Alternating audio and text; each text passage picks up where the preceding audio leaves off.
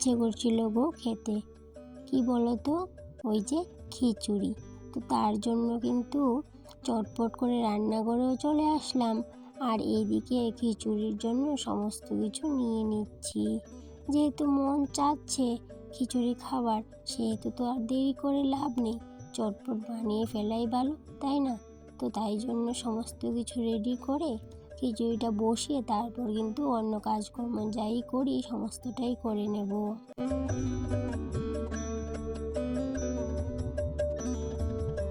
তবে সকালের সমস্ত কাজই করে নিয়েছিলাম।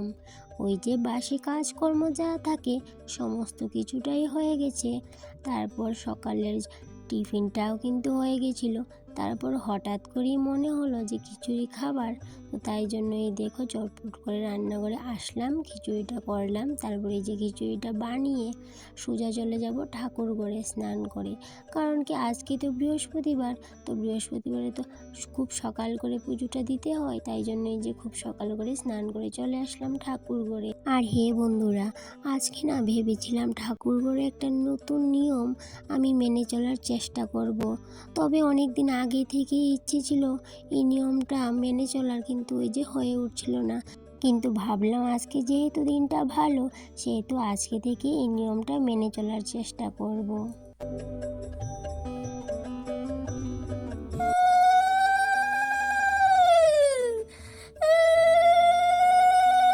আজকে না মা লক্ষ্মীর ঘটটাও চেঞ্জ করে নিলাম। আগে ছিল পিতলের ঘট, আর আজকে দেখো মাটির ঘট বসিয়ে নিয়েছি মা লক্ষ্মীর কাছে। আর এদিকটাই দেখো যে নিয়মটার কথা বলেছিলাম, সেই নিয়মটা হচ্ছে এই যে প্রত্যেক দিন পুজো দেওয়ার সময় এক মুষ্টি চাল আমি এইভাবে করে সঞ্চয় করব মা লক্ষ্মীর সামনে। ওই যে মা লক্ষ্মীর পাঁচালের মধ্যে আছে, এক মুষ্টি সঞ্চয় করিবে যাহা, অভাব সব সময় তাহা রবে না অভাব।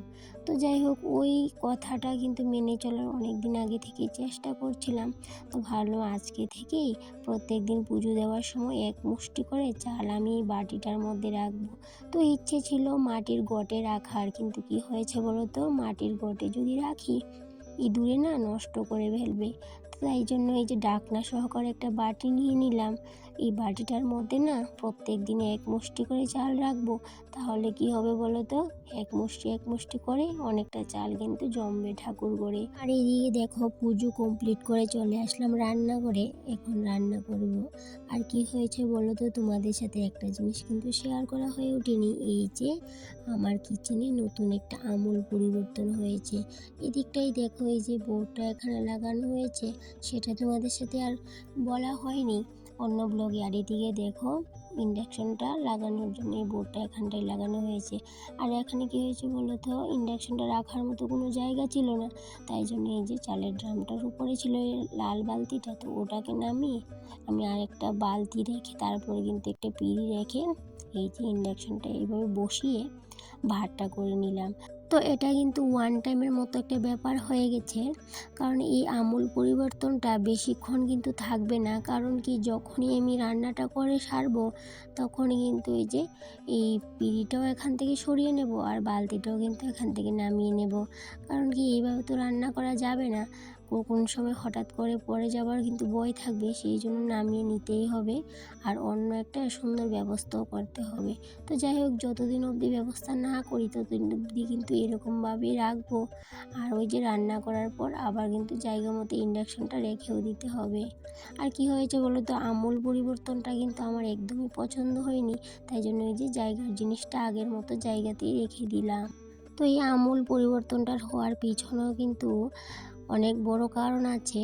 কারণটা হলো এই যে আমাদের আগের রান্নাঘরটা ছিল, সেই রান্নাঘরটা তো ভাঙা হয়েছে, তোমাদের সাথে বলেছিলাম অন্য ব্লগে। তো যেহেতু নতুন করে এখানটায় ঘর করা হয়েছে, সেহেতু কিন্তু এই যে সমস্ত কিছু এখনও কিন্তু ঠিকভাবে গুছিয়ে উঠতে পারিনি। তো তাই জন্য কিন্তু এরকম অবস্থা হচ্ছে প্রতিদিন। তো যাই হোক বন্ধুরা, এটা কিন্তু সমস্তটাই ঠিক হয়ে যাবে, কিন্তু কিছুদিন সময় লাগবে। তো আগে যে ঘরটা ছিল আমাদের, সেই ঘরটা কিন্তু ওই যে অনেক আগের ঘর ছিল, বলতে পারো আমার শাশুড়ি থাকতের ঘর। তো এখন কি করলাম বলো তো, এই যে শাশুড়ির শেষ চিহ্নটাও কিন্তু নষ্ট করে ফেললাম, ভেঙে দিলাম ঘরটা, তার মানে তো নষ্টই করে দিলাম, তাই না? তো এই পর্যায়ে তোমাদের সাথে গল্প করতে করতে আমার কিচেনটা কিন্তু খুব সুন্দর করে আমি গুছিয়েও নিয়েছি, আর সমস্ত কাজও কমপ্লিট করে নিয়েছি। তো আজকের ব্লগটা এই পর্যন্তই, আবার দেখা হবে পরবর্তী ব্লগে।